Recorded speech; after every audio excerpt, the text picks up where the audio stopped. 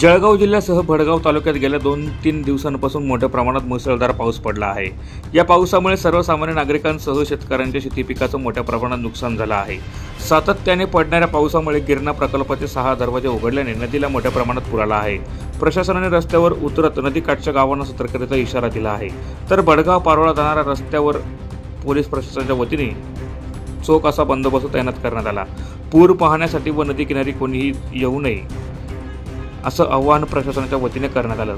पावसाने थोडी उसंत घेतल्याने 22,284 क्युसेक वरून कमी करून 14,856 क्युसेक पाण्याचा विसर्ग नदीपात्रात सोडण्यात आला आहे।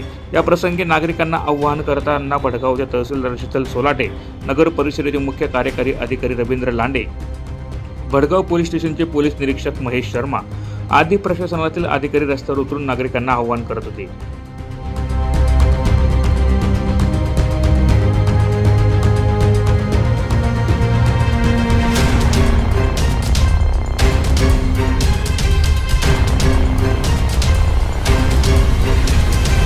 प्रतिनिधी शकील शेख, माझा महाराष्ट्र न्यूज, भडगाव।